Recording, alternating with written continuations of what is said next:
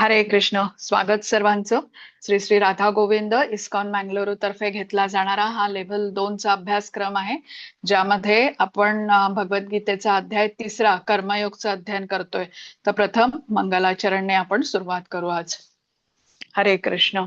ओम अज्ञानतिमिरान्धस्य ज्ञानाञ्जनशलाकया चक्षुरुन्मिलितं येन तस्मै श्रीगुरवे नमः. श्रीचैतन्यमनोभीष्टं स्थापितं येन भूतले स्वयं रूप कदा मह्यं ददाति स्वपदान्तिकम्. हे कृष्ण करुणा सिंधो दीनबंधो जगत्पते गोपेश गोपिका कांत राधा कांत नमोस्तुते. तप्त कांचन गौरांगी राधे वृंदावनेश्वरी वृषभानुसुते देवी प्रणमामि हरिप्रिये. नमः ओम विष्णुपदाय कृष्णप्रेष्ठाय भूतले श्रीमते भक्तिवेदांत स्वामिन् इति नामिने. नमस्ते सारस्वते देवे गौरवाणी प्रचारिणे निर्विशेष शून्यवादी पाश्चात्य देश तारिणे. जय श्री कृष्ण चैतन्य प्रभु नित्यानंद श्री अद्वैत गदाधर श्रीवासादि गौर भक्त वृंद. हरे कृष्ण कृष्ण कृष्ण हरे हरे हरे राम राम राम हरे हरे. हरे कृष्ण सर्वांना. सर्वात प्रथम आपण श्रीला प्रभुपाद यांना साष्टांग प्रणाम करूया, ज्यांनी आपल्याला समजेल अशा शब्दामध्ये भगवद्गीता आपल्याला समजावून सांगितली आणि त्यांनी लिहिलेल्या साध्या सोप्या भाषेमुळे भगवद्गीतेचं ज्ञान आपण ग्रहण करू शकत आहोत.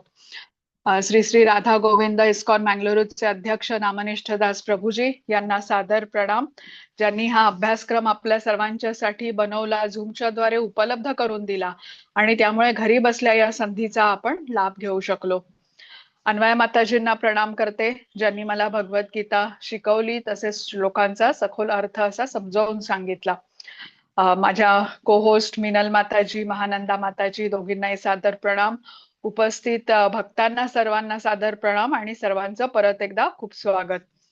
तर आपण अध्याय 3 बघतोय, कर्मयोगाचा अध्याय आहे आणि आपण कर्माच्या बद्दलची विशेष माहिती घेतोय, कारण कर्म ही आपल्याला बंधनात अडकवतात.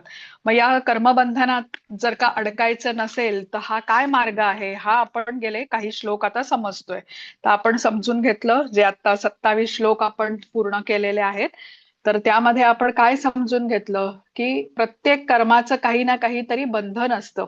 चांगलं केलं कर्म तर आपल्याला चांगली प्रतिक्रिया मिळते, वाईट कर्माची आपल्याला वाईट प्रतिक्रिया मिळते. म्हणजे कुठलंही कर्म केलं की त्याची प्रतिक्रिया ही आपल्याला निश्चित मिळते. मग असं अशा प्रकारे आपण कर्म करावीत की ज्याने आपण कर्म तर करायलाच पाहिजेत. आपल्या कृष्णांनी सांगितलं की कर्म केल्याशिवाय आपण राहू शकत नाही. श्वास घेणं हे पण एक प्रकारचं कर्मच आहे. मग कुठल्या प्रकारे आपण कर्म करू शकतो ज्याद्वारे कर्माच्या बंधनात आपण अडकणार नाही. तर मग आपण समजून घेतलं की कृष्ण भावना भावित कर्म आपल्याला केली पाहिजेत. आता आपण जेव्हा कर्म करतो त्यावेळेला बंधन आपल्याला का लागतं, कारण आपण ती कर्ता भावाने करतो.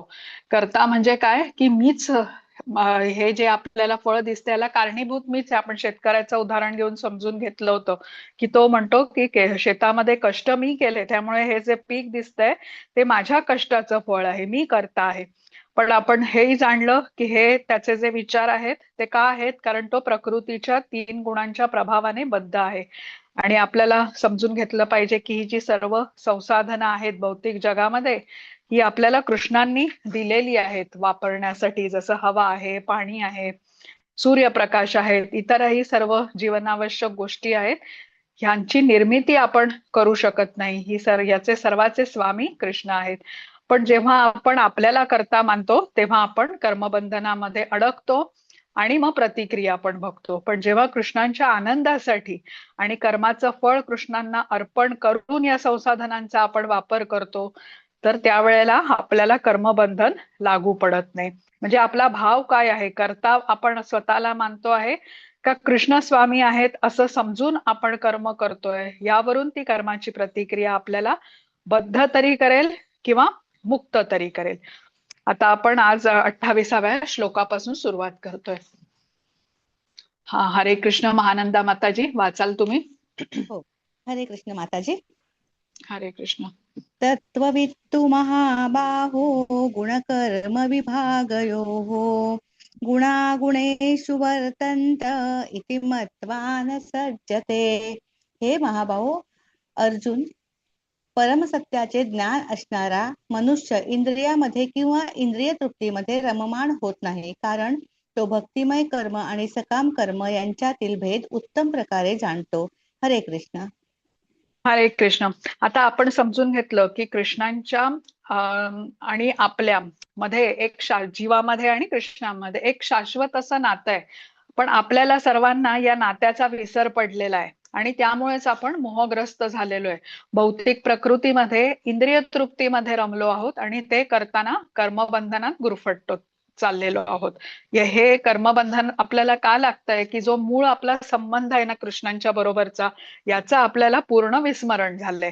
म्हणूनच आपण इथे कुठेतरी आनंद शोधायचा जो चुकीच्या ठिकाणी आपण शोधतो इंद्रिय तृप्तीमध्ये, आणि ते करत असताना आपल्याला कर्मबंधन आपल्याला लागू पडते.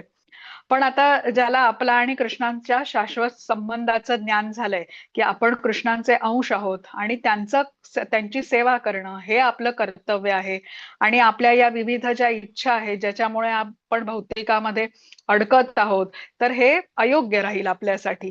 तर आता मूळ घर हे आपलं भगवत धाम आहे आणि तिथे परत जाण्यासाठी मला प्रयत्न करायचे आहेत हे जेव्हा समजतं व्यक्तीला, तेव्हा मग तो कृष्ण भावना भावित कार्यामध्ये संलग्न होतो.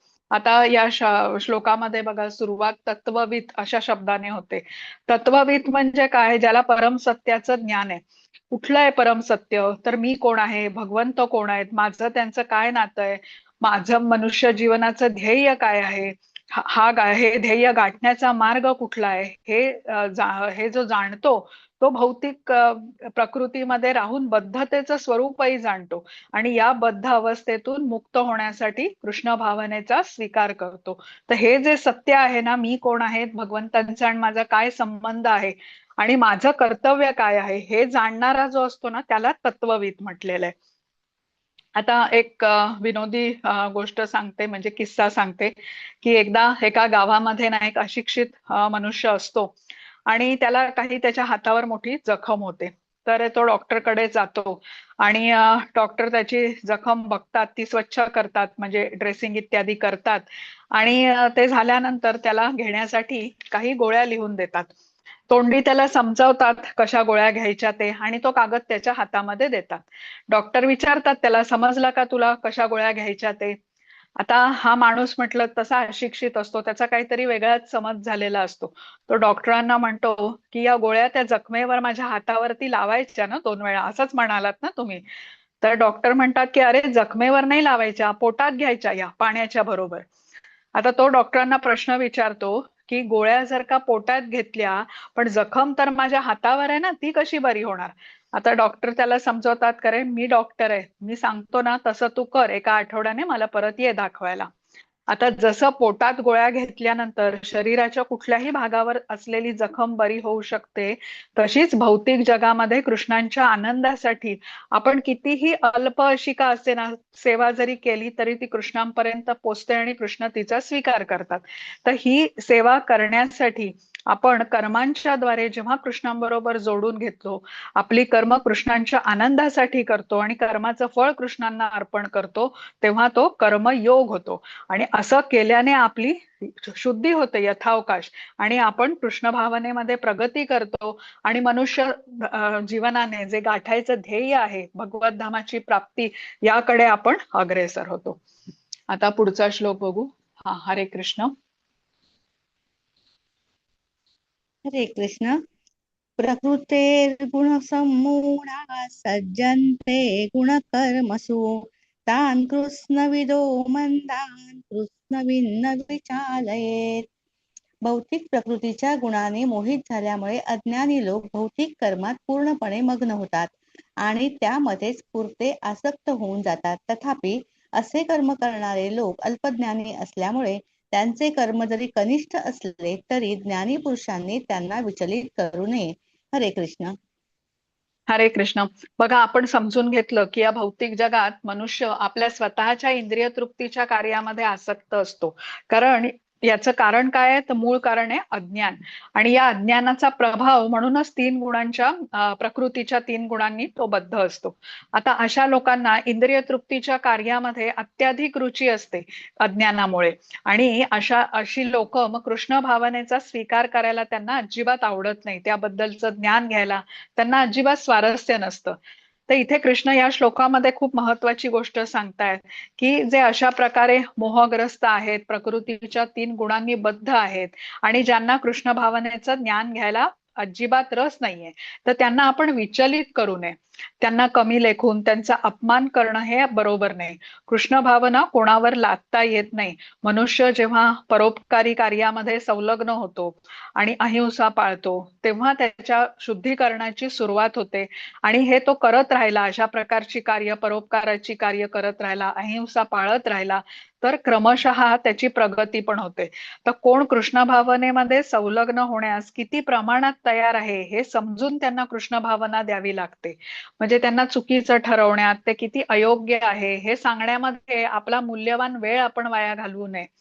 पण तरीही भगवत भक्त कसे असतात? आपण म्हटलं की भगवत भक्तांचा एक गुण असतो, तो म्हणजे करुणामयी असतात ते. आणि स्वतःवरती धोका पत्करतात आणि सर्वांना कृष्ण भावना मिळावी म्हणून प्रयत्नशील असतात. आणि असा प्रयत्न करत असताना कधी कधी त्यांना खूप म्हणजे वाईट गोष्टींचा सामनाही करावा लागतो. कधी हल्ला होतो त्यांच्यावरती, कधी त्यांचा अपमान होतो, काही नुकसान होतं त्यांना. तर इत्यादी झाल्याची तशी उदाहरणं पण आहेत.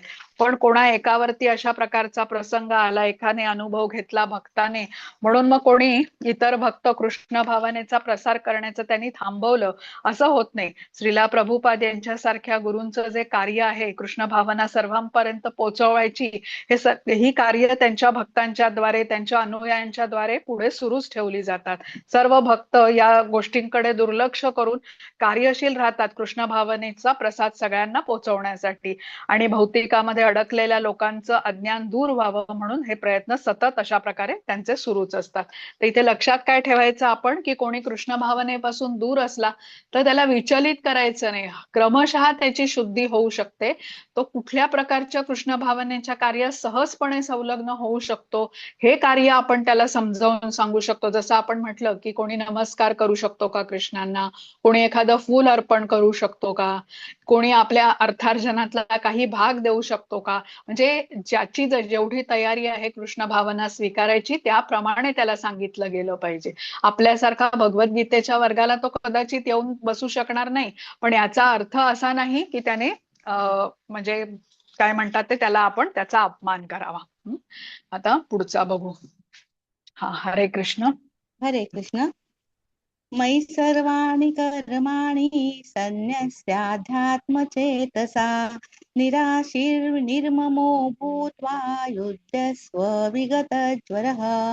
म्हणून हे अर्जुन, माझ्या पूर्ण ज्ञानाने युक्त हो आणि मला स्वतःचे सर्व कर्मे समर्पित करून लाभेच्छा न ठेवता, स्वामित्वाचा अधिकार न सांगता तथा आलस्यरहित होऊन युद्ध कर.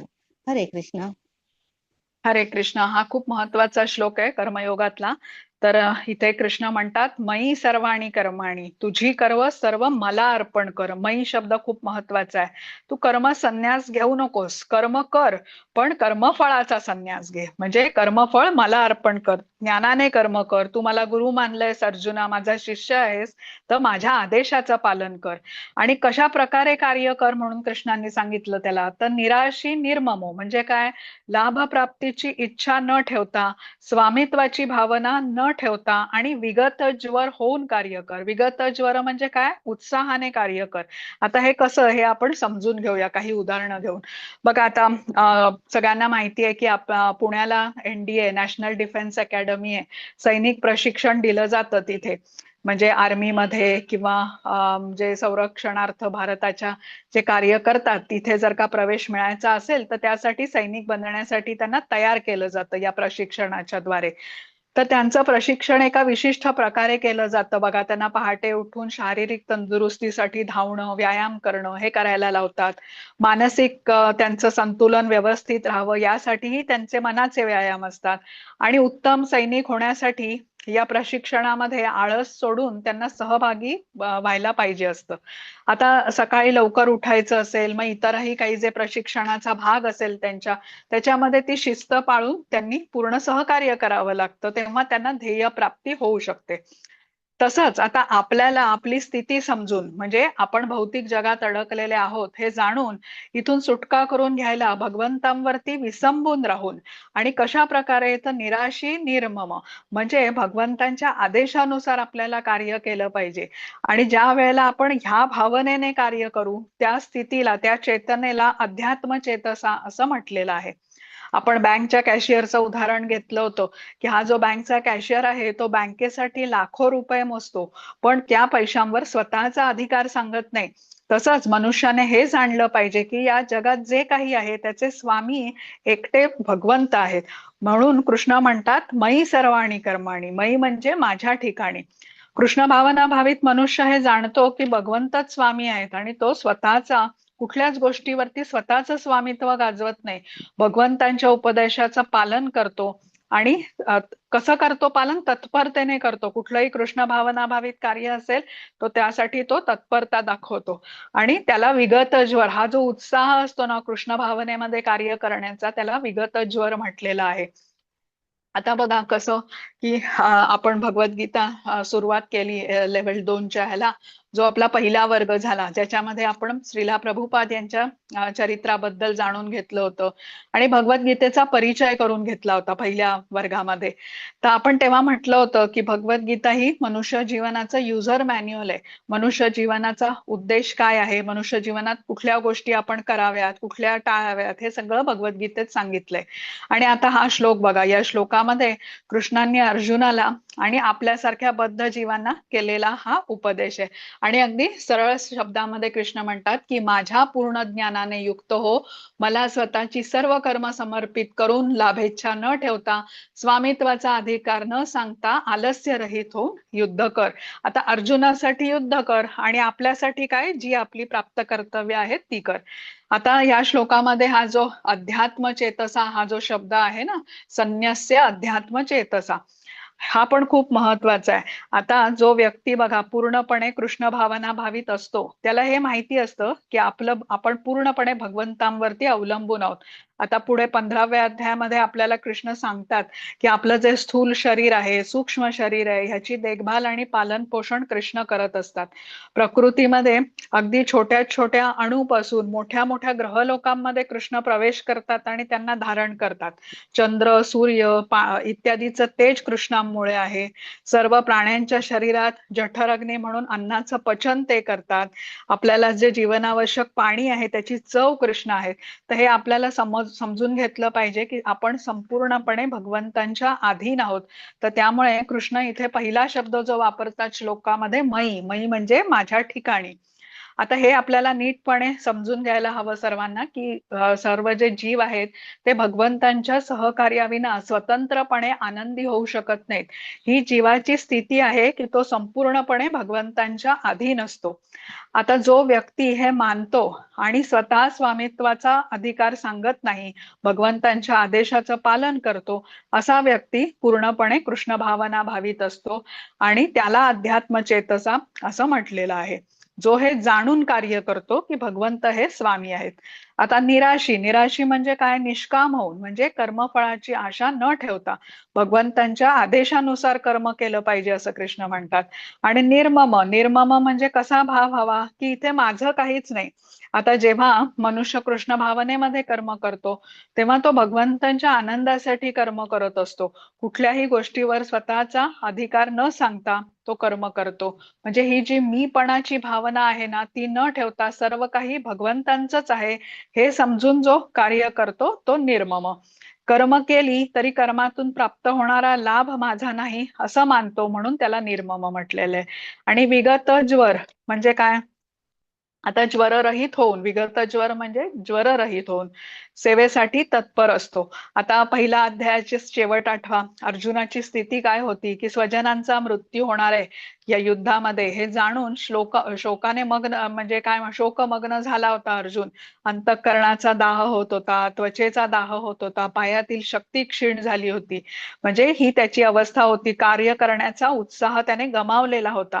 जसं ज्वर आल्यावरती, ज्वर म्हणजे ताप आल्यावरती जशी अवस्था होते ना, पायातली शक्ती क्षीण होते, आपण कार्य करू शकत नाही, तशी अवस्था होती. पण आता इथे कृष्ण म्हणतात शोकरहित होऊन युद्ध कर.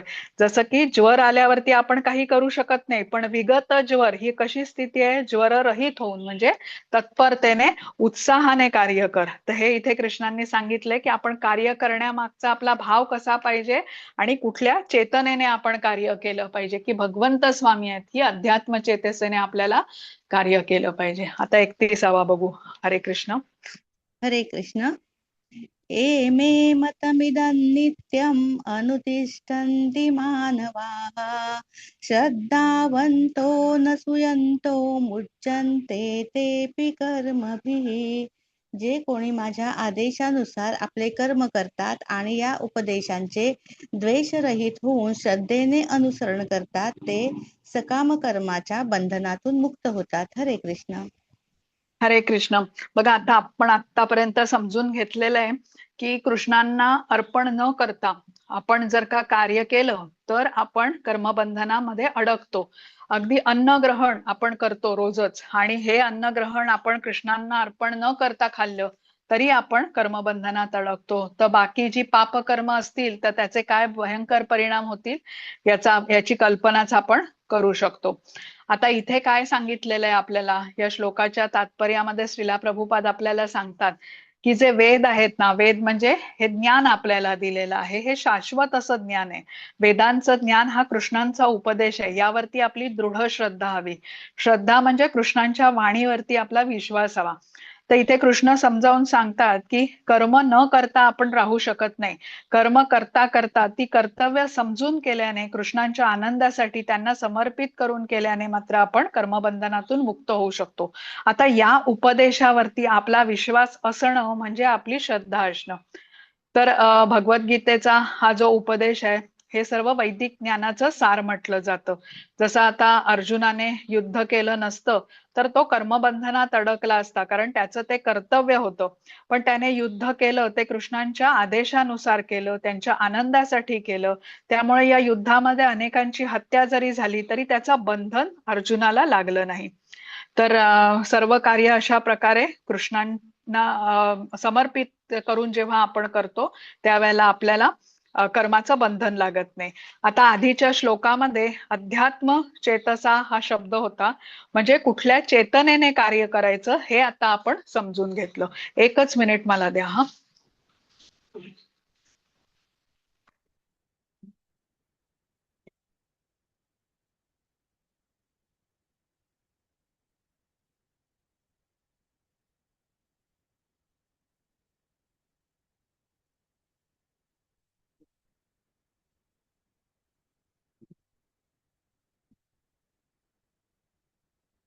माझ्याकडे जरा लाईट गेलीये, बघू जर का इंटरनेट गेलं तर बघू, प्रयत्न करू होईल सुरू परत.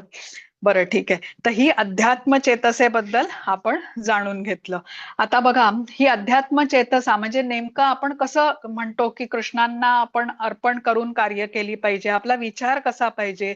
तर आता रोज सकाळी आपण उठतो, स्नान करतो, स्वच्छ कपडे घालतो, मंगल आरतीला तयार होतो, जप करतो, कृष्णांसाठी भोग बनवतो. तसंच आपलं शरीर निरोगी राहावं म्हणून शरीरासाठी आपण व्यायाम करतो. मग कृष्णांना अर्पण केलेला भोग आपण खातो, शरीराचं पोषण होईल आणि त्यामुळे शरीराचं पोषण होतं. शरीराने आपण कार्य कुठलं करतो दिवसभर, तर आपण कृष्णांच्या आनंदासाठी श्रवण करू, कीर्तन करू. म्हणजे कसं आहे की कृष्णांना केंद्रस्थानी ठेवून सर्व कार्य करणं, ह्याला अध्यात्मचेतसा म्हटलंय. आता एखादी व्यक्ती जर का नोकरी करत असेल तर परिवाराची जबाबदारी म्हणून तो अर्थार्जन करतोय, पण आपल्या परिवाराला कृष्ण भावनेमध्ये जोडून घेण्याचेही तो प्रयत्न करतो. अर्थार्जनाचा काही भाग नित्य असा तो कृष्णांच्या सेवेमध्ये देतो आणि कायिक वाचिक मानसिक प्रकारे मनुष्य कृष्णांची सेवा करू शकतो. आता कायिक म्हणजे शरीराच्या द्वारे केलेली सेवा, जसं की मंदिरामध्ये जाऊन तिथे जे उपक्रम असतात तशा विविध सेवांमध्ये आपण स्वतःला जोडून घेऊ शकतो. पुस्तक वितरण इत्यादी करू शकतो. वाचिक म्हणजे कशी, वाणीने केलेली सेवा, जसं की आता वाणीने जप करणं, भगवद्गीता श्रीमद भागवतमचं पठण करणं, इतरांपर्यंत भगवद्गीतेच्या ज्ञानाचा प्रसार करणं. आता मानसिक मानसिक सेवा म्हणजे कशी, तर आपण समजून घेतलं की ते सर्व काही गोष्टींचे स्वामी कृष्ण आहेत. सर्व गोष्टींचे निर्माताही कृष्णच आहेत. आपण केवळ या गोष्टी वापरतो. हवा, पाणी, सूर्यप्रकाश, अन्नधान्य या सर्व गोष्टींसाठी आपण अवलंबून आहोत कृष्णांवरती. ते आपल्याला उपलब्ध करून दिलं गेलंय कृष्णांच्या द्वारे. तर याबद्दलची कृतज्ञता मनोमन आपल्याला व्यक्त करायला हवी. म्हणजे अशा प्रकारे आपल्याला सतत त्यांचं स्मरण राहिलं पाहिजे, कारण कृष्णांच्या शिवाय आपण इथे जगूच शकणार नाही.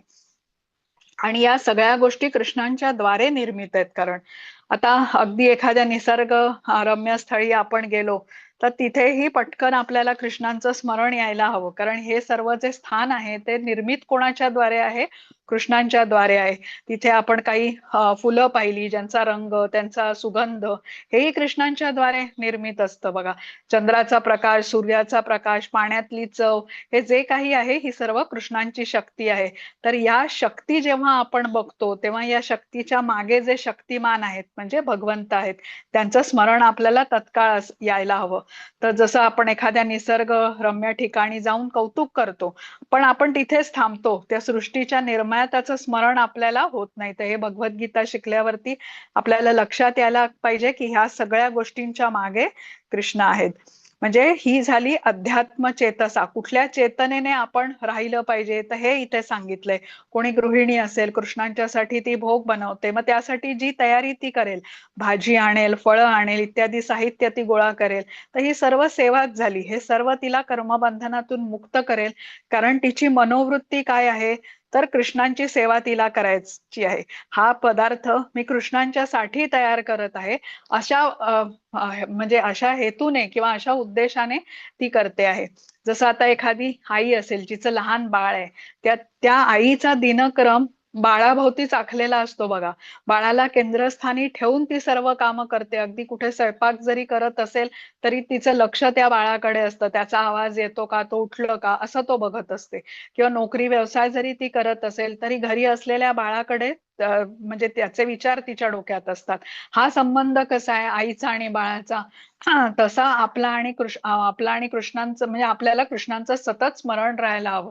येन केन प्रकारेण मनहा कृष्ण निवेश आहेत, म्हणजे कृष्णांची आठवण प्रत्येक कार्यात आपल्याला असायला हवी. त्याला अध्यात्म चेतसा म्हटलं आहे, कारण आपण पूर्णपणे कृष्णांच्या वर अधीन आहोत. ही मनोवृत्ती किंवा ही चेतना हवी.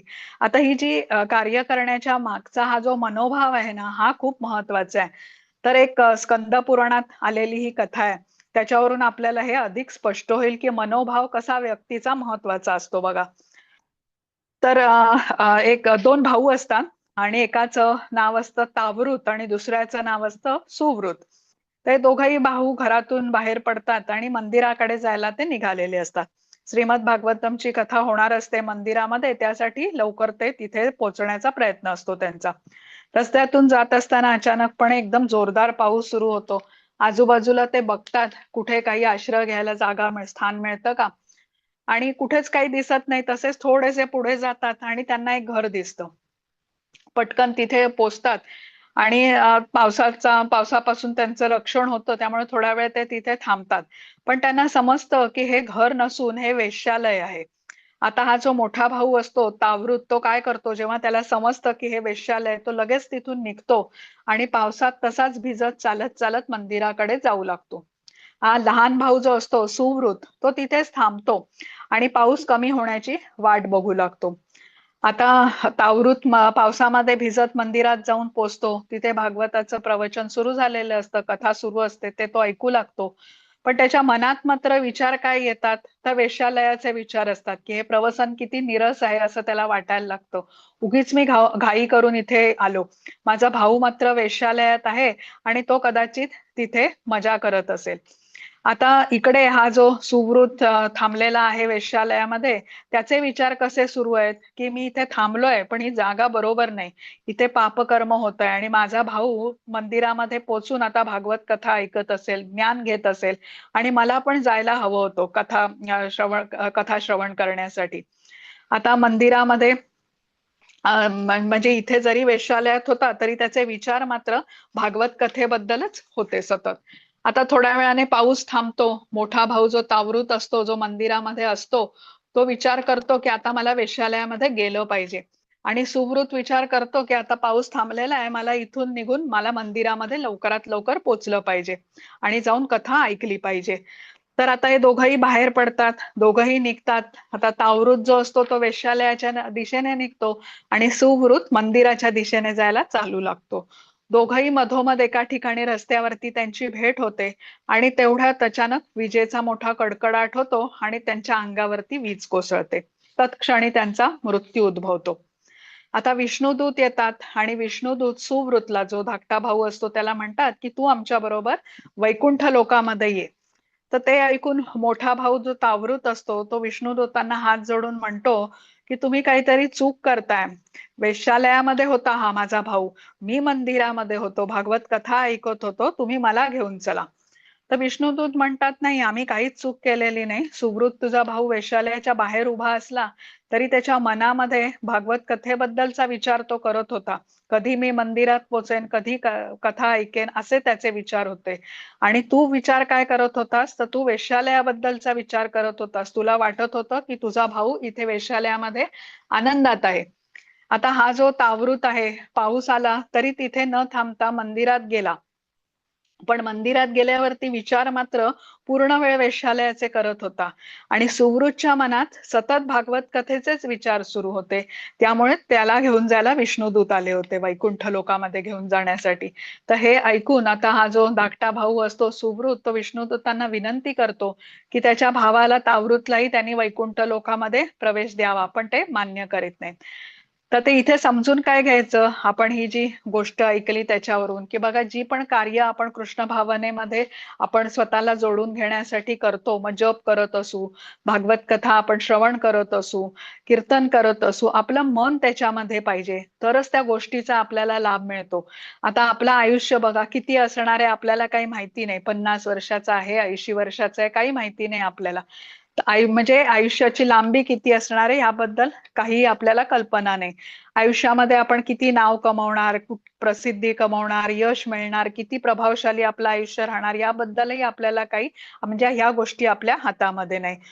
पण कुठली गोष्ट आपल्या हातामध्ये आहे, तर एखादी गोष्ट आपण जी करतो, मग ती सेवा कार्य असेल तर ते किती एकाग्रतेने करतो, किती चिकाटीने करतो, किती ऊर्जेने करतो, यावरून त्या गोष्टीचे परिणामही ठरतात. आणि त्यासाठीच कृष्ण भावनेमध्ये प्रयत्नांना महत्व दिलेलं आहे.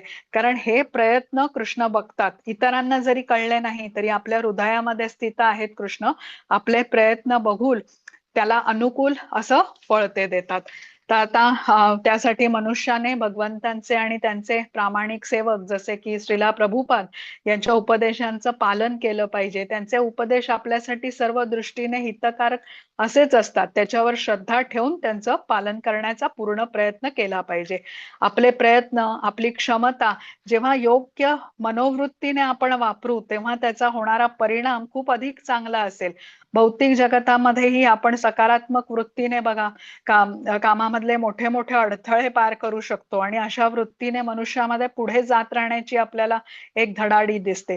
त्याच्याकडे बघून इतरांचं मनोबळ पण वाढतं.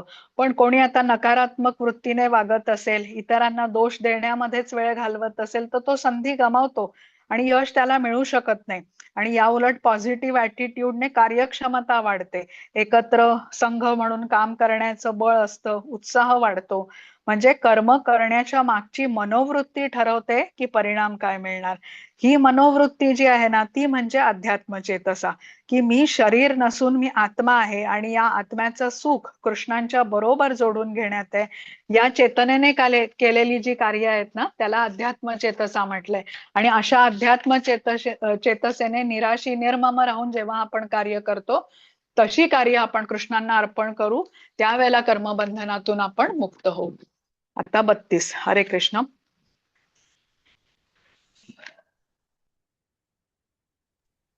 हरे कृष्ण.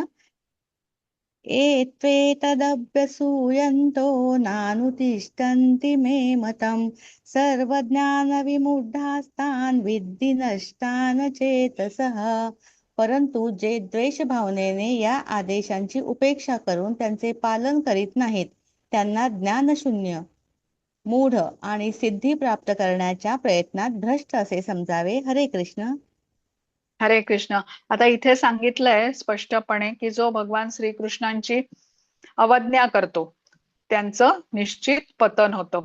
जसं आपण नोकरी करत असू, आपल्या वरिष्ठांच्या आदेशाचं आपण पालन करतो तिथे, आणि ते न केल्यास आपल्यावरती शिस्तभंगाची कार्यवाही होते. म्हणजे काहीतरी परिणाम आपल्याला त्याचे भोगावे लागतात वरिष्ठांच्या आज्ञेचं पालन नाही केलं तर ज्या प्रमाणामध्ये आपण म्हणजे काय म्हणतात ती चूक करू आपण, त्या प्रमाणात आपल्याला शिक्षा ही भोगावी लागते. तसंच भौतिक जगामध्ये लोक अज्ञानामुळे, अश्रद्धेमुळे भगवंतांच्या विधिविधानाचं पालन करीत नाहीत, तर त्यांच्या जीवनसिद्धीची मग आशाच त्यांना राहत नाही. तर आधीच्या श्लोकात आपण समजून घेतलं, कृष्ण म्हणतात जे माझ्या आदेशानुसार कर्म करतात, अध्यात्म चेतसेने कर्म करतात, त्याचा परिणाम काय होतो तर कर्मबंधनातून ते मुक्त होतात. आणि या श्लोकात कृष्णाने सांगितलं की जे कृष्णांच्या उपदेशांची उपेक्षा करतात म्हणजे ध्यानात घेत नाहीत, महत्वाचं समजत नाही, दुर्लक्ष करतात कृष्णांच्या उपदेशांकडे, त्यांना जीवनसिद्धीची मुळीच आशा उरत नाही. आता म्हणून इथे न अनुतिष्ठन्ति असं म्हटलंय, म्हणजे पालन करीत नाहीत. आणि असे जे लोक असतात ते आपण बघतो की जे कधीही आपल्या पूर्ण आयुष्यामध्ये एकदाही आपल्या जिभेने हरिनाम घेत नाहीत, एखादं फूल कृष्णांना कधी अर्पण करत नाही, कधी कृष्णांना नमस्कार करत नाही, आणि मग असे लोक कधीही निराशी निर्मम तर होतच नाहीत, अध्यात्म चेतसा तर नाहीच त्यांच्यामुळे, आणि त्यामुळे ते विगत ज्वरही नसतात, म्हणजे कृष्ण भावाने तत्परतेने कार्यही करत नाही. अशा प्रकारे भगवंतांच्या आदेश न पाळणाऱ्यामध्ये कधीही ज्ञान प्रकाशित होऊ शकत नाही. कुठल्या ज्ञानाबद्दल इथे म्हटलंय? भौतिकाचं नाही, आत्म्याचं ज्ञान. कारण हे आत्म्याचं ज्ञान, आत्मज्ञान हृदयामध्ये प्रकाशित करणारे कोण असतात? भगवंत असतात. त्यांच्या कृपेनेच हे होऊ शकतं.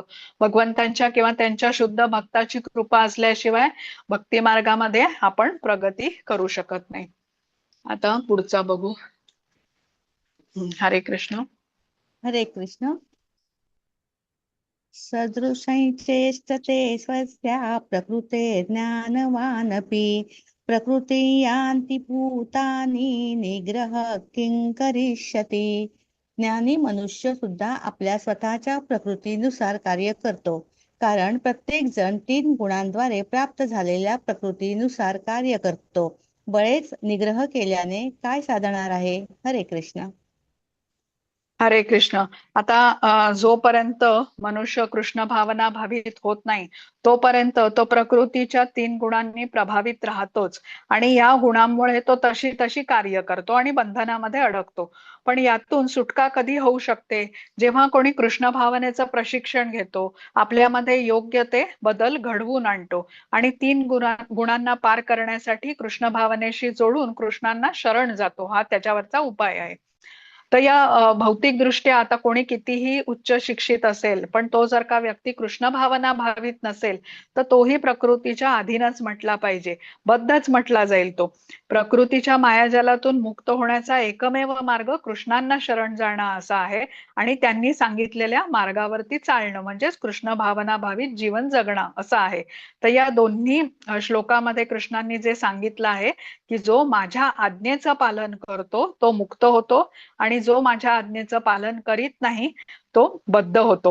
म्हणजे भौतिक जग हे मायाशक्तीच्या 3 गुणांच्या प्रभावाखाली आहे. पुढे 14व्या अध्यायामध्ये भगवद्गीतेच्या विस्तृतपणे कृष्णांनी याबद्दल अधिक ज्ञान दिलेलं आहे. आणि जो दुसरा अध्याय आपण शिकून घेतलो तिथेही कृष्णांनी एक श्लोक म्हटलाय बघा, त्रैगुण्य विषया वेदाः निस्त्रैगुण्यो भवार्जुन निर्द्वंद्वो नित्य सत्वस्थो निर्योगक्षेम आत्मवान. म्हणजे काय? 3 गुणांच्या पलीकडे अर्जुना स्थित हो, आत्मपरायण हो, आणि ज्याला या तीन गुणांना पार करायचं आहे, गुणातीत व्हायचं आहे, त्याला कृष्णांचा आश्रय घ्यावा लागेल, त्यांच्या उपदेशांचं पालन करावं लागेल. म्हणजे भौतिक जगातील विद्वान भौतिक ज्ञानाच्या जोरावरती मायाशक्तीच्या बंधनातून मुक्त होऊ शकत नाही. कृष्ण भावनेचं प्रशिक्षण प्रमाणित आध्यात्मिक गुरूंकडून प्राप्त केलं तरच बद्ध जीव तीन गुणांना पार करू शकतो. आणि मनुष्य म्हणून जन्म घेतल्यानंतर या भौतिक बंधनाला पार करण्याची संधी आपल्याला सर्वांना मिळते. मनुष्य शरीराचा उपयोग एक माध्यम म्हणून करून आपण आपल्या आत्म्याला त्याच्या मूळ स्थानी म्हणजे भगवत धामामध्ये पोचवू शकतो. आणि मनुष्य म्हणून हे न करता आपण मनुष्य देहाने मिळालेल्या ज्या सुविधा आहेत, जसं की आपल्याला एक प्रखर बुद्धी मिळालेली आहे पशु पक्ष्यांच्या पेक्षा, ज्ञान घेण्याची क्षमता आपल्यामध्ये आहे, त्यानुसार आचरण करण्याची क्षमता आहे. आता या सर्व साधनांचा उपयोग जो करत नाही ना, त्याला कृपण म्हटलंय. सर्व सजीवांमध्ये बुद्धीने श्रेष्ठ असा जो मनुष्य देह आहे, ज्याचा उपयोग भगवत प्राप्तीसाठी न करता केवळ शरीराला सुख देणारे इंद्रिय भोग करण्यात वापरणे, म्हणजे कृपणतेने तयार झालेला हा कार्पण्य दोष आहे. आणि गुरूंकडून ज्ञान घेऊन आपल्याला हा कार्पण्य दोष काढून टाकला पाहिजे आणि सर्व क्षमतांचा उपयोग करून सर्व बळ एकवटून आत्म्याला भगवत धामामध्ये नेण्यासाठी या देहाचा वापर केला जावा. आता पुढचं बघू 34. हा, हरे कृष्ण. हरे कृष्ण. इन्द्रियस्येन्द्रियस्यार्थे रागद्वेषौ व्यवस्थितौ तयोर्न वशमागच्छेत् तौ ह्यस्य परिपन्थिनौ. इंद्रिय आणि इंद्रिय विषय यांच्याशी संबंधित आसक्ती आणि विरक्ती यांना नियंत्रित करण्यासाठी नियम आहेत. मनुष्य अशा आसक्ती आणि विरक्तीने प्रभावित होऊ नये, कारण आत्मसाक्षात्काराच्या मार्गात ते अडथळेच आहेत. हरे कृष्ण. एकच मिनिट.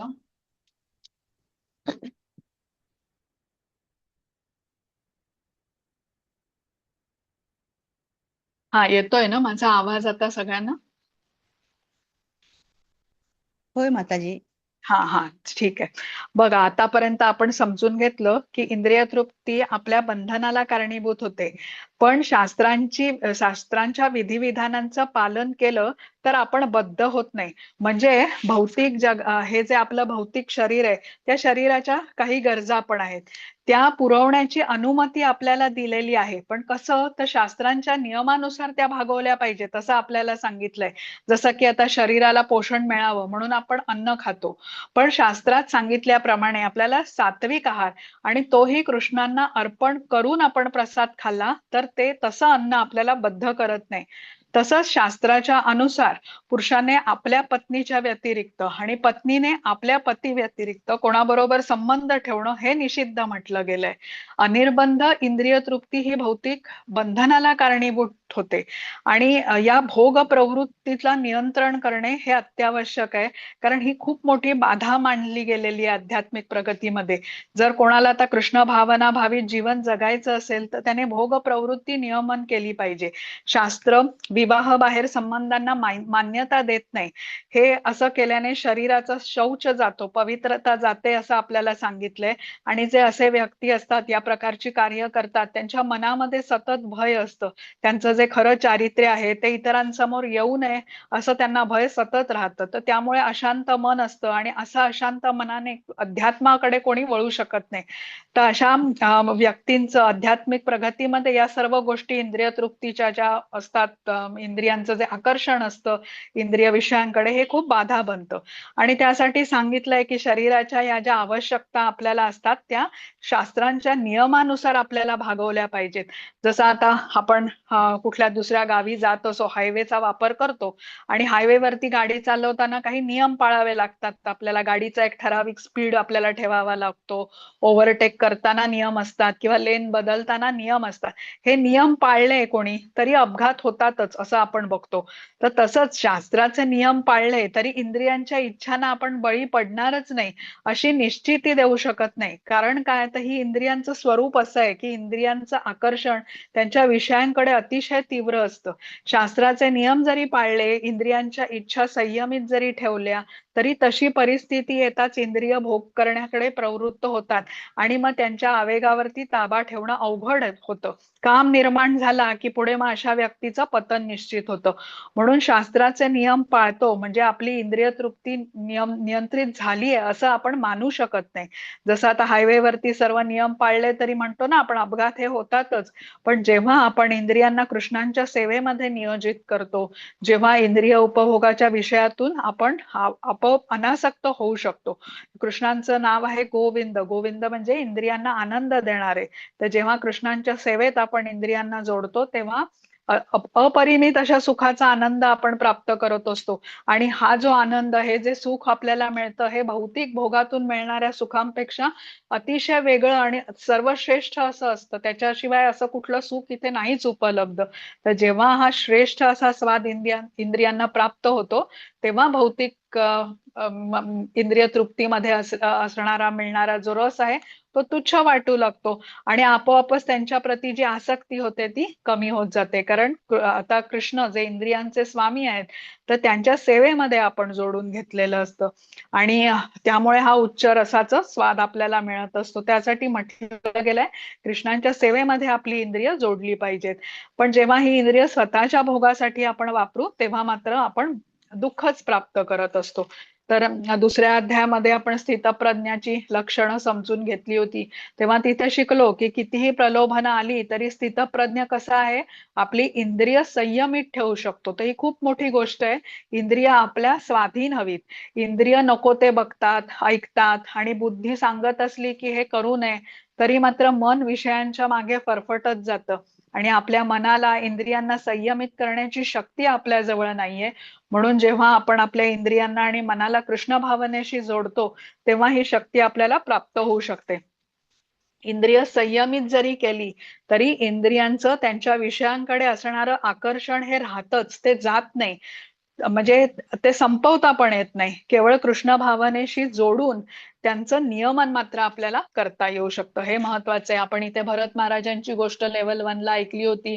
हरणाच्या पिल्लावरती ते आसक्त झाले आणि पुढे त्यांना कसा एक जन्म घ्यावा लागला. त्याच्या पुढच्या जन्मी मग ते जड भरत म्हणून जेव्हा जन्माला आले तेव्हा त्यांनी भगवत प्राप्ती त्यांना होऊ शकली. आता पुढचा श्लोक बघू आपण. हा, हरे कृष्ण. हरे कृष्ण. श्रेयान् स्वधर्मो विगुण परधर्मात् स्वनुष्ठितात् स्वधर्मे निधनं श्रेय परधर्मो भयावहः. मनुष्याने इतरांच्या कर्माचे उत्तम रीतीने पालन करण्यापेक्षा स्वतःच्या नियत कर्मांचे दोषयुक्त असले तरी पालन करणे अधिक श्रेयस्कर आहे. स्वतःचे कर्म करताना जरी एखाद्याचा विनाश झाला तरी दुसऱ्याचे कर्म करण्यापेक्षा ते श्रेयस्कर आहे, कारण दुसऱ्याच्या मार्गाचे अनुसरण करणे भयावह असते. हरे कृष्ण. हरे कृष्ण. आता अर्जुन कृष्णांना विचारतो की 4 वर्णांच्या नुसार तुम्ही कर्म करायला सांगितली आहेत, पण तरीही माणसाला वाटतं की मला दिलेलं कर्तव्य सोडून मी दुसरंच काहीतरी कार्य करेन आपल्या मनाप्रमाणे. तर असं का होतं? तेव्हा कृष्ण अर्जुनाला काम बद्दल सांगतात. काम हा जो आत्म्याचा शत्रू आहे त्याबद्दल कृष्णांनी सांगितलंय. काम म्हणजे काय? तर स्वतःच्या मनाने ठरवलेल्या एखाद्या गोष्टीच्या बद्दल तीव्र इच्छा. जसं आता एखादा लहान मुलगा असेल आणि तो आपल्या आईला बघतोय स्वयंपाकघरामध्ये ती स्वयंपाक करते, तर आई जे करते तेच त्याला करायचं असतो. तो स्वयंपाकघरात जातो आणि आईला भाजी कापायची सुरी मागून घेतो. कुठे गाजर त्याला किसून द्यायचं असतं आईला, गॅसला हात लावायचा असतो आणि आई त्याला सगळ्या गोष्टी हे करू नकोस ते करू नकोस असं सांगते. रस्त्यावरती खेळायला जायचं असतं, आई त्याला तिथेही जाऊ देत नाही, पण मुलाला ते आवडत नाही, आई काहीच करायला देत नाही. मोबाईल हातात जरी घेतला तरी आई म्हणते अरे खाली पडेल तुझ्याकडून, खराब होईल. आता हा जेव्हा मुलगा मोठा होईल तेव्हा आई त्याला या सगळ्या गोष्टी करायला पण देईल, भाजी कापण्याची सुरी पण देईल आणि रस्त्यावरती त्याला खेळायलाही द्यायला जाईल, म्हणजे जाऊ देईल. कारण आता तो मोठा झालाय. लहानपणी काही प्रतिबंध पाळावे लागतात. तसंच बद्ध जीव म्हटला की अशुद्ध अवस्थेत असल्याने त्या जीवालाही प्रतिबंध पाळणे आवश्यक असतं. पण हे न समजून कामाच्या आहारी जाऊन मनुष्य आपल्या मनमर्जीने वागतो. आता अर्जुन क्षत्रिय आहे, युद्ध करणं हे त्याचं कर्तव्य आहे. ते न करता तो ज्ञान संपादन करेन म्हणजे ब्राह्मणाचं कर्तव्य करेन असं म्हणतोय. त्यावरती कृष्ण अर्जुनाला सांगतात की अर्जुना, ब्राह्मणाचं कर्तव्य करण्यापेक्षा क्षत्रियाचं कर्तव्य करताना, युद्ध करताना तू हरलास तरी ते तुझ्यासाठी श्रेयस्कर ठरेल. म्हणजे कृष्ण सांगतात त्याला की दुसऱ्याच्या नियत कर्माचं पालन करण्यापेक्षा मृत्यूच्या अंतिम क्षणापर्यंत आपल्याच कर्मामध्ये दृढ राहिलं पाहिजे. तर जोपर्यंत व्यक्ती भौतिक स्तरावरती आहे, म्हणजे तेव्हा त्याने भौतिक प्रकृतीच्या गुणानुसारच कर्म केली पाहिजेत. पण जेव्हा आता कृष्ण भावनेमध्ये तो उन्नत होतो, परिपूर्ण अवस्थेला पोचतो, तेव्हा मग क्षत्रिय ब्राह्मणाचं आणि ब्राह्मण क्षत्रियाचं कर्तव्य करू शकतो. कारण आता पूर्णपणे तो कृष्ण भावना भावित झाल्याने, आध्यात्मिक अशा दिव्य स्तरावरती स्थित असल्याने भौतिक प्रकृतीचे 3 गुण त्याच्यावरती प्रभाव टाकत नाहीयेत. भौतिक प्रकृतीचे 3 गुणांच्या वरती हा जो गुण आहे त्याला विशुद्ध सत्व गुण असं म्हणतात. आणि जो विशुद्ध सत्व गुणात स्थित असतो असा भक्त 3 गुणांच्या प्रभावापासून मुक्त असतो. प्रकृतीचे जे 3 गुण आहेत ते भौतिक जगामध्ये प्रभाव टाकतात, पण हा गुण जो आहे विशुद्ध सत्व गुण हा आध्यात्मिक गुण आहे आणि तो स्थिर गुण आहे. यालाच गुणातीत अवस्था असंही म्हटलं जातं. तर जसे आता पण ही अवस्था येईपर्यंत मात्र त्या प्रकृतीचा जो गुण प्रभाव टाकतो त्यानुसारच आपल्याला कर्म केली पाहिजेत. ही गुणातीत अवस्था प्राप्त झाली की मात्र गुणांच्या अनुसार आपण कार्य नाही केली तरी चालू शकतात. तर जसे आता विश्वामित्र ऋषी होते, त्यांचं उदाहरण श्रीला प्रभुपाद यांनी तात्पर्यामध्ये घेतलेलं आहे की जे क्षत्रिय होते पण नंतर त्यांनी ब्राह्मण म्हणूनही कार्य केलं, कारण ते दिव्य स्तरावरती स्थित होते म्हणून ते करू शकले. पण जो दिव्य स्तरापर्यंत पोचलेला नाही त्याने त्याच्या गुणापर्यंतच त्याची नियत कर्तव्य करायला हवं, असे या श्लोकामध्ये कृष्ण म्हणालेले आहेत. आता या श्लोकात कृष्ण सांगतात की स्वधर्मामध्ये दोष जरी असेल तरी स्वधर्माचंच आचरण करायला हवं, परधर्म करू नये. स्वधर्म निधनम श्रेय, परधर्मो भयावह असं म्हटलेलं आहे. म्हणजे जे कर्म तुझ्या वाटेला आलेलं आहे त्याच्यात दोष जरी असेल, वैगुण्य जरी असेल, तरी तुझ्या वाट्याला आलेलं कर्मच तू करणं योग्य आहे. आणि पुढे 18व्या अध्यायामध्ये पुन्हा कृष्ण म्हणतात, 48वा श्लोक आहे, सहजम कर्म कौंतेय सदोषमपि न त्यजेत. म्हणजे काय, तुझ्या वाटेला आलेल्या कर्मामध्ये दोष जरी असला तरी त्याचा त्याग करू नकोस, कारण कुठलंही कर्म जरी म्हटलं तरी त्याच्या ठिकाणी दोष आहेच. आता इथे बघा, आपण हे दुसऱ्या अध्यायामध्ये समजून घेतलंय की प्रत्येक मनुष्याला 2 प्रकारची कर्म करावी लागतात, शारीरिक कर्म आणि आध्यात्मिक कर्म, ही दोन्ही करावी लागतात.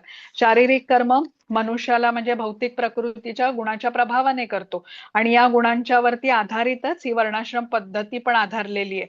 आता कोणी व्यक्ती जो गुणाने ब्राह्मण आहे, म्हणजे त्याच्यामध्ये सत्वगुण प्रबळ असल्याने त्याची वृत्ती पण अहिंसक आहे. पण जो क्षत्रिय आहे तो रजोगुणात स्थित आहे, संरक्षण करणं, वेळ पडली तर हिंसा करणं हेही त्याचं कार्य आहे. आणि क्षत्रियासाठी त्याने ब्राह्मणाची अहिंसक वृत्तीचं अनुकरण न करता संरक्षणासाठी हिंसा करावी लागली तर ती केली पाहिजे. आणि अशा प्रकारे युद्ध करते वेळी पराभव जरी पत्करावा लागला क्षत्रियाला तरी ते त्याच्यासाठी श्रेयस्कर असेल. म्हणजे हिंसा करावी लागते म्हणून क्षत्रियाने आपलं कर्तव्य न म्हणजे आपलं कर्तव्य त्यागून ब्राह्मणाचं कर्तव्य करायचं हे मात्र त्याच्यासाठी अयोग्य राहील. आता पुढचा बघू, 36 हा. हरे कृष्ण. हरे कृष्ण. अर्जुन उवाच अथ केन प्रयुक्तोऽयं पापैश्चरति पूरुषः अनिच्छन्नपि वार्ष्णेय बलादीव नियोजितः. अर्जुन म्हणाला, हे वंशज, कशामुळे मनुष्य त्याची इच्छा नसतानाही जणू काय बळेच पापकर्मे करण्यास प्रेरित होतो. हरे कृष्ण. हरे कृष्ण. वंशज हे कृष्णांना उद्देशून म्हटलेलं आहे.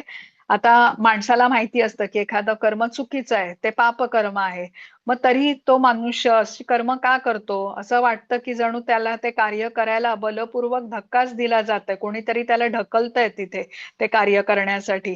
तर जसं आता चोराला माहिती असतं की चोरी करणं हे अत्यंत अयोग्य आहे, पण तरीही या जगामध्ये चोर आहेतच. जरी त्यांना माहिती असलं की आपण पकडले जाऊ, शिक्षा होईल आपल्याला, पण तरी अंधारात का असेना ते चोरी करतातच.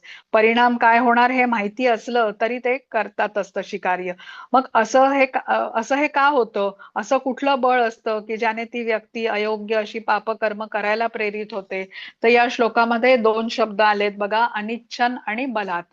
म्हणजे इच्छा नसतानाही आणि बळेच मग अशी पापकर्म मनुष्याकडून का घडतात, हे याबद्दल आता ह्याचं कारण जे आहे ना ते पुढच्या श्लोकामध्ये सांगितलेलं आहे. तर अर्जुन इथे म्हणतो की इतकं जर सगळं महत्व आहे तर मग मनुष्य पापाचरण करतोच का? आपण कर्म टाकून दुसऱ्याचं कर्म करण्याचा ध्यास का धरतो? तर ज्याचं उत्तर आता 37व्या श्लोकामध्ये कृष्णाने दिलंय. तो बघू आपण आता श्लोक. हरे कृष्ण माताजी. हरे कृष्ण. श्री भगवानुवाच काम एष क्रोध एष रजो गुणसमुद्भवः महाशनो महापाप्मा विद्धेनमिह वैरिणम्. श्री भगवान म्हणाले, हे अर्जुना, रजोगुणाच्या संपर्कातून उत्पन्न झालेला हा काम आहे आणि नंतर तो क्रोधामध्ये रूपांतरित होतो. हा कामच या जगताचा सर्व भक्षक महापापी शत्रू आहे. हरे कृष्ण. हरे कृष्ण. काय उत्तर दिलं कृष्णांनी? काम एष क्रोध एष रजोगुण समुद्भवा.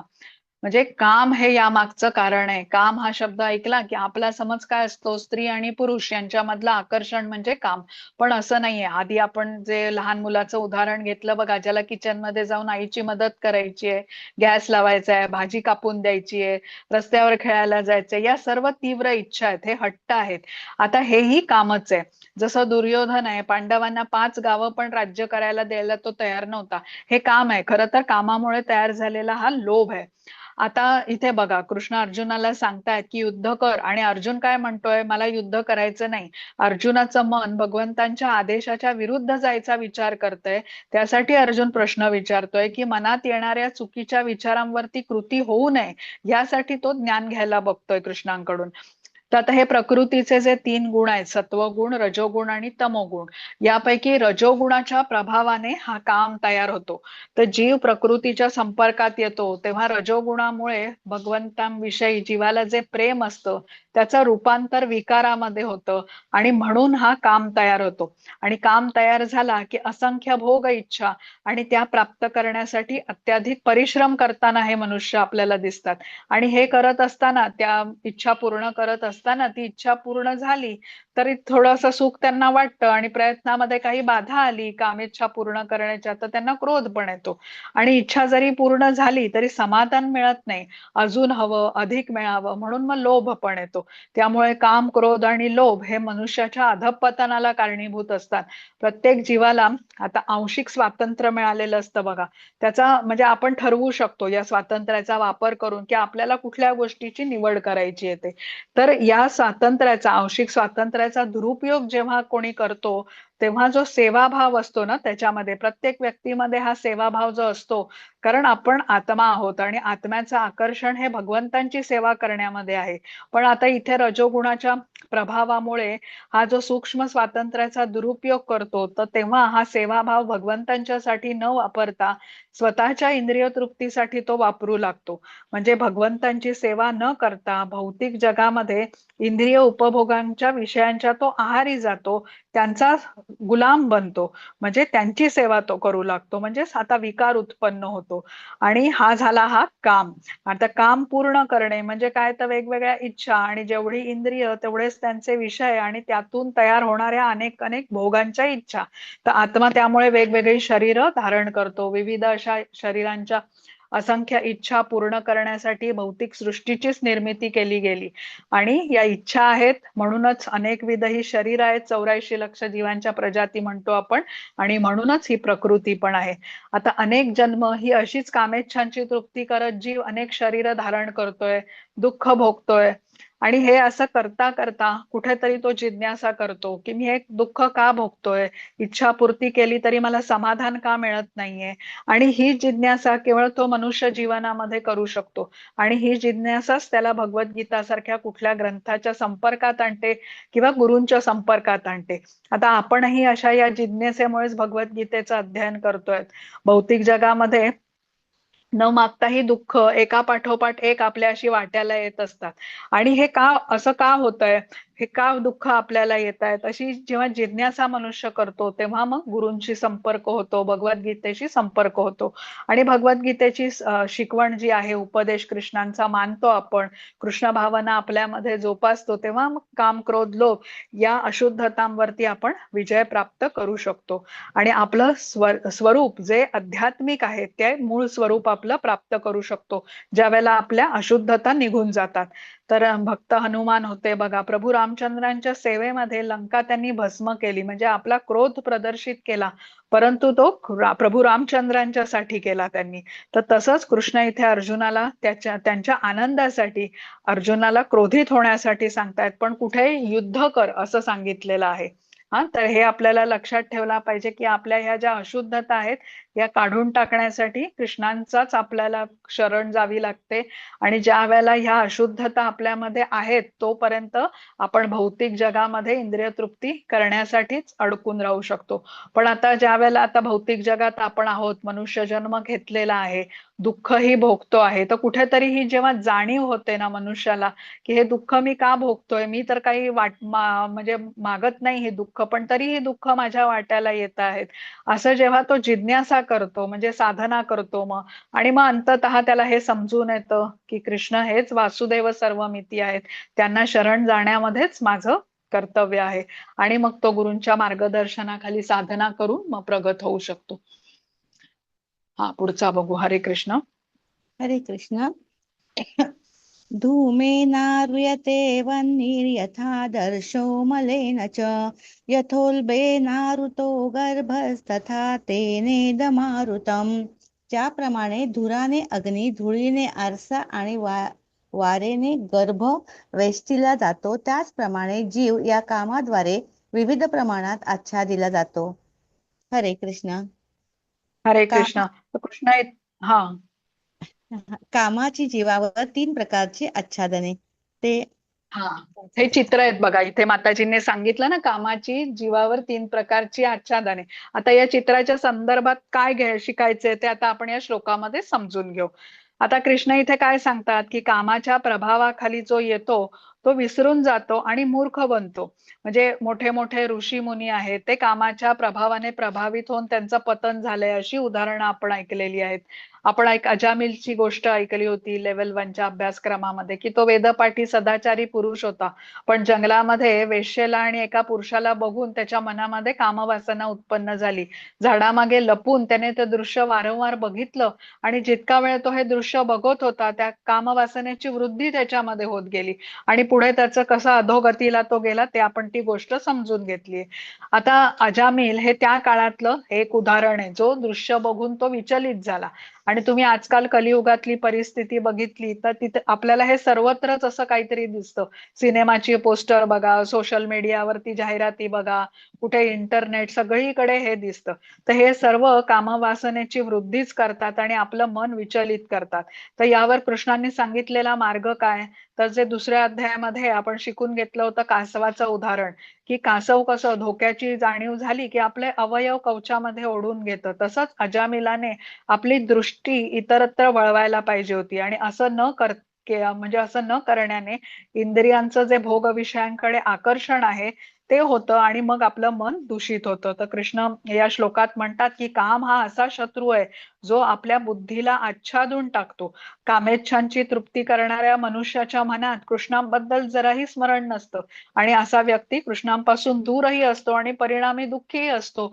इंद्रिय भोगातून सुख प्राप्त करण्याचा प्रयत्न करत असतो पण ते मिळत नाही आणि भोगांचं स्वरूप हे असंच आहे. आता हा जो काम आहे त्याची विविध रूपे जीवाला कसं आच्छादन करतात ते इथे सांगितलंय. आता बघा, कधी आपण सकाळी उठतो आणि बघतो की सकाळीच खूप पाऊस भरून आलेला आहे, अगदी सूर्य म्हणजे ढग सूर्याला झाकून टाकतात. तसंच हा जो काम असतो ना, ही आपली चेतना असते, आपण आत्मा आहोत, शरीर नसून, या चेतनेला तो आवृत्त करतो.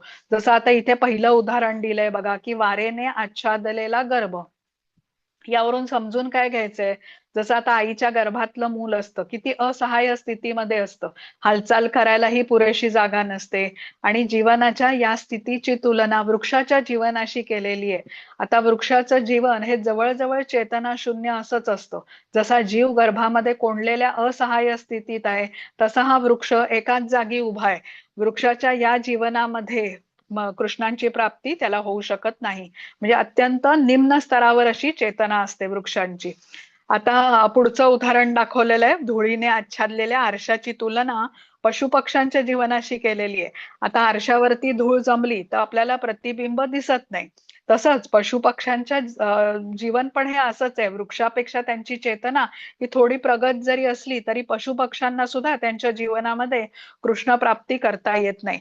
आणि त्यानंतरचं उदाहरण धुराने आच्छादलेल्या अग्नीचं आहे, ज्याची तुलना मनुष्य जीवनाशी केली गेली आहे.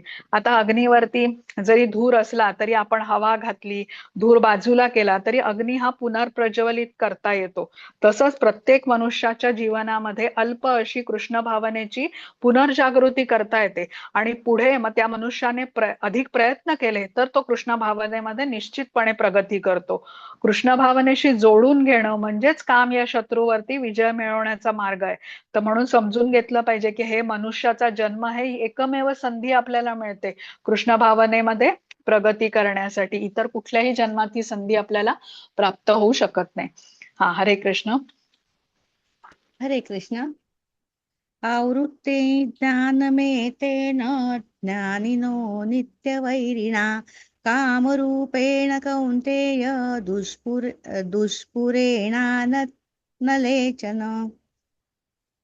याप्रमाणे ज्ञानी जीवाची शुद्ध चेतना त्याच्या कामरूपी नित्य शत्रूद्वारा आच्छादिली जाते. काम कधीच संतुष्ट होत नाही, तो अग्नीप्रमाणे जळत असतो.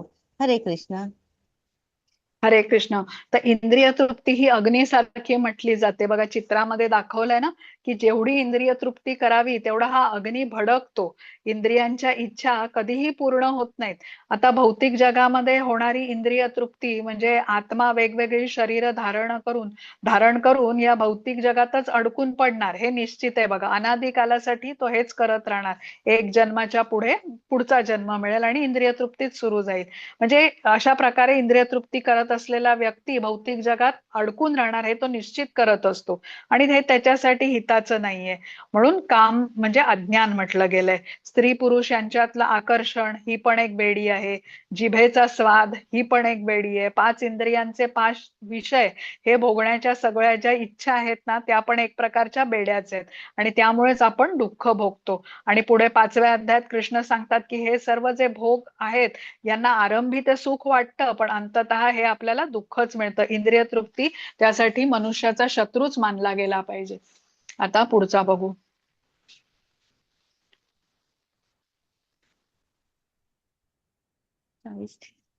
हरे कृष्ण.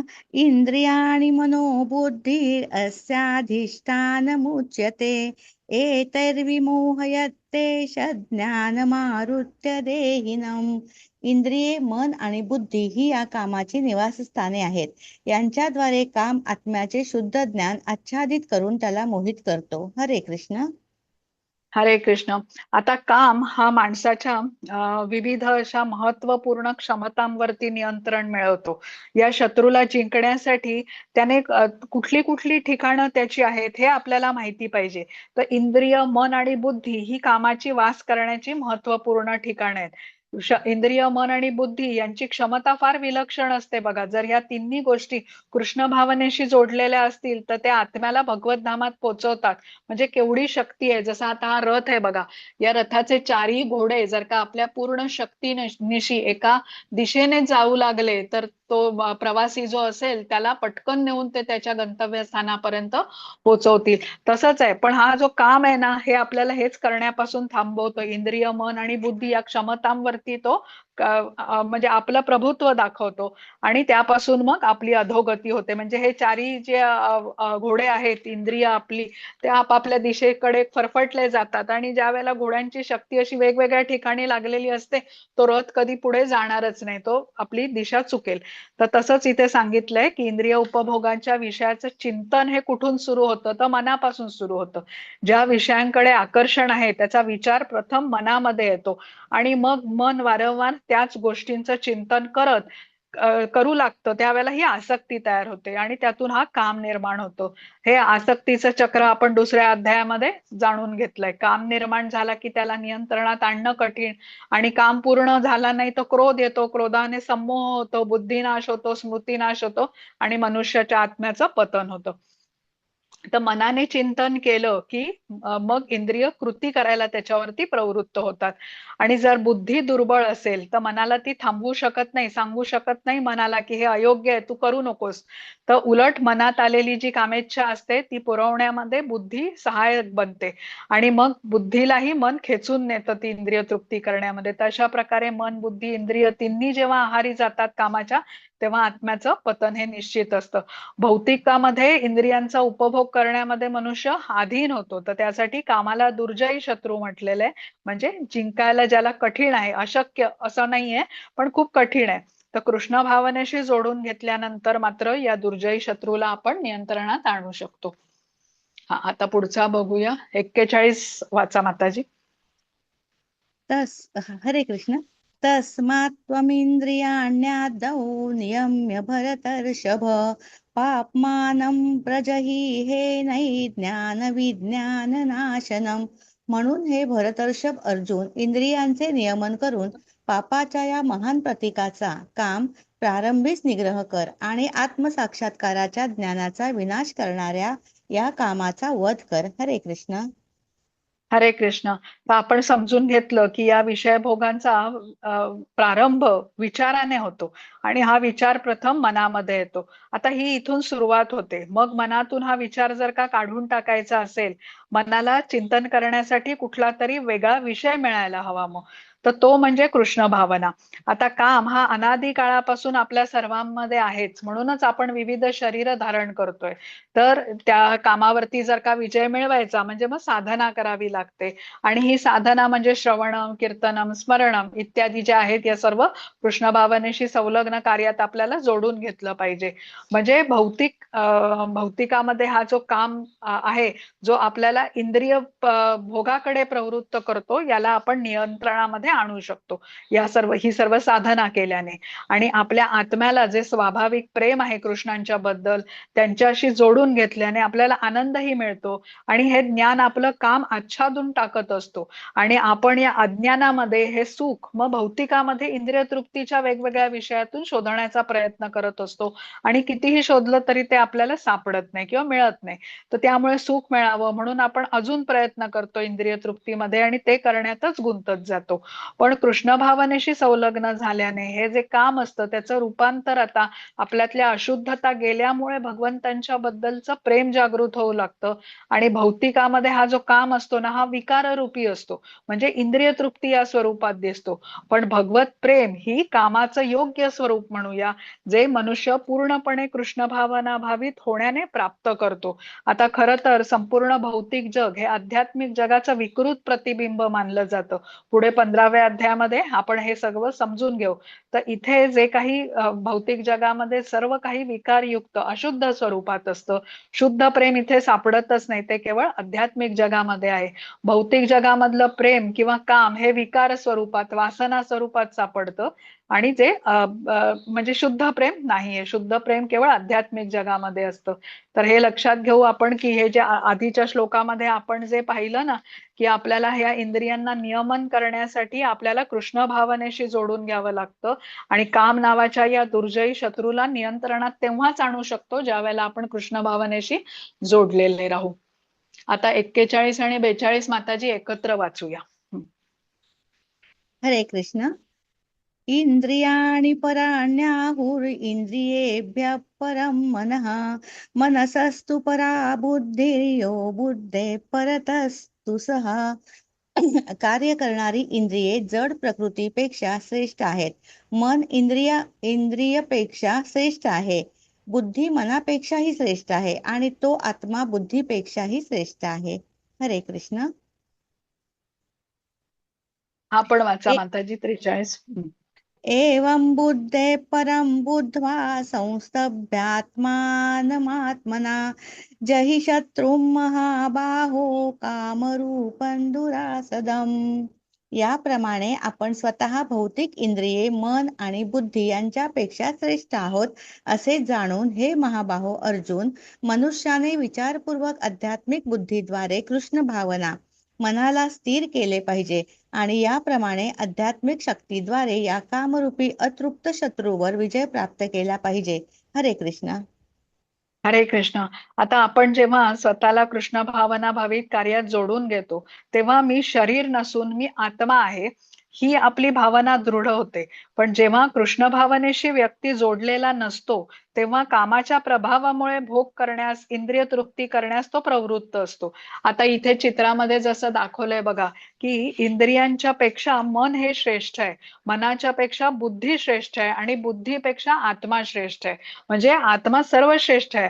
आणि जेव्हा या आत्म्यालाच आपण प्रत्यक्ष कृष्ण भावनेमध्ये गुंतवलं तर साहजिकच आत्म्यापेक्षा कनिष्ठ असलेली बुद्धी, त्याहून कनिष्ठ असलेलं मन आणि त्याहून कनिष्ठ असलेली इंद्रिये ही आपोआपच भगवंतांच्या सेवेमध्ये युक्त होतात आणि त्यांची भौतिकामध्ये भोग करण्याची प्रवृत्ती ही कमी होत जाते.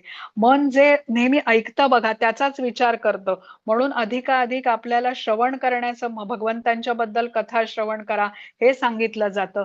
भगवद्गीता, श्रीमद भागवतमचं श्रवण करा हे सांगितलं जातं. आता आपण बघतो या आधुनिक जगामध्ये जिथे रजोगुणाचा प्रभाव खूप आहे, रजोगुणाचा आणि तमोगुणाचा, तर मनुष्य इथे मनमानी करतो.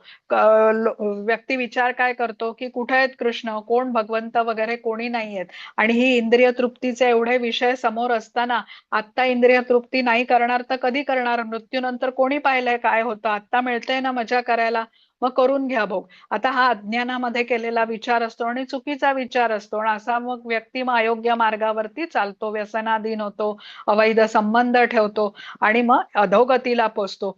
शरीराचं, मनाचं शौच तो पाळू शकत नाही, दूषित होऊन जातं, पशुवत व्यवहार असतो आणि मग पुढील जन्मी त्याच्या कर्माच्या नुसार मग पशुचंच एखादं शरीरही प्राप्त करतो. तर यासाठी ही मनमानी करणं सोडून देऊन भगवंतांच्या आदेशाचं पालन आपल्याला केलं पाहिजे. आता आपलं मन वेगवेगळ्या योजना बनवत असेल, इथे जाऊ तिथे जाऊ असं करतं, मनाच्या इच्छा खूप असतात, त्या सर्व कामामुळे असतात. तर स्वार्थ हेतूने आपल्याला आपल्या इंद्रियांचं पोषण करणे म्हणजेच हे काम झालं आणि भगवंतांच्या इच्छा पूर्ण करणे हे भगवंतांच्या बद्दल प्रेम झालं. तर आता त्यासाठी आपल्याला शरीर आणि आत्मा ह्यातला जो फरक आहे ना हा समजून घ्यायला हवं. आता कर्मकांड म्हणजे आपण काय घेतलं समजून की भौतिक इच्छा ठेवून केलेली कार्य, यापासून कर्मयोगापर्यंत आपल्याला प्रगत झालं पाहिजे. भगवंतांच्या संतुष्टीसाठी कर्म केलं पाहिजे आणि कर्माचं फळ त्यांना अर्पण केलं पाहिजे.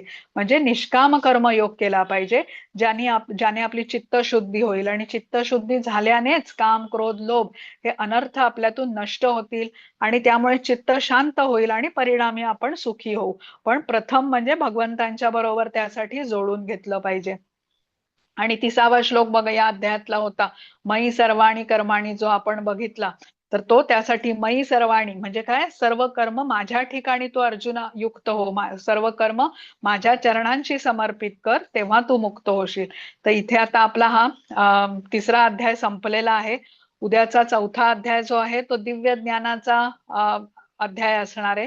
म्हणजे हळूहळू अर्जुनाला वरवरच्या पातळीवरती कृष्ण नेतायत बघा, ज्याद्वारे भगवंतांच्या भक्तीने प्रेरित होऊन अर्जुन आता युद्धही करेल, पण कसं योग्य चेतनेने युक्त होऊन तो करेल. युद्ध करून विजयही प्राप्त करेल, कृष्णांना संतुष्ट करेल आणि धर्माची पुनर्स्थापना पण होईल. तर अशा प्रकारे कृष्ण भावनेशी संलग्न असलेला आत्मा जरी मनुष्याच्या भौतिक शरीरात असला पण त्याची बुद्धी सबळ असल्याने, तो कृष्ण भावनेमध्ये संलग्न असल्याने मनात आणि इंद्रियामध्ये असणाऱ्या इच्छांना तो संयमित करू शकतो. व्यक्ती त्याची इंद्रिय मन संयमित असल्याने सर्व शक्तीनिशी आत्म्याला कृष्ण भावनेमध्ये प्रगत होण्यास म्हणजे करण्यामध्ये तो कार्यशील असतो आणि असा व्यक्ती आपल्याला कृष्ण भावनेमध्ये तीव्र प्रगती करताना दिसतो. आता ही भौतिक जगामध्ये जी माया शक्ती आहे ना जिच्या आपण सर्वजण प्रभावाखाली आहोत, ती अशी खूप आकर्षक अशी प्रलोभनं आपल्याला देते. पण आपण म्हणतो ना की everything that glitters is not gold. म्हणून अशा प्रलोभनांपासून आपण सावध राहायला हवं. आणि कामामुळेच या प्रलोभनाकडे आपण आकर्षित होतो. आणि याबद्दलची धोक्याची सूचना पुढे 16व्या अध्यायात कृष्णांनी दिली आहे की हे काय आहेत, काम, क्रोध, लोभ ही नरकाची 3 द्वार आहेत जी आत्म्याच्या अधोगतीला कारणीभूत होतात. त्यांचा त्याग केला पाहिजे आणि सदाचाराने आपल्याला राहिलं पाहिजे. तर हे लक्षात ठेवून आता म्हणजे आपण उद्याचा अध्याय समजून घेऊ. कर्मयोगाचं महत्व आपण समजून घेतलं आणि कर्म आणि ज्ञान ह्या दोन्हीकडे ज्या वेळेला आपण लक्ष पुरवू बघा, तर त्यावेळेला मग भक्तीमध्ये आपली प्रगती ही अत्यंत तीव्र गतीने होईल. तर इथे आता मी आजचं रेकॉर्डिंग थांबवते आणि काही तुमचे आता शंका असतील तर आपण घेऊ.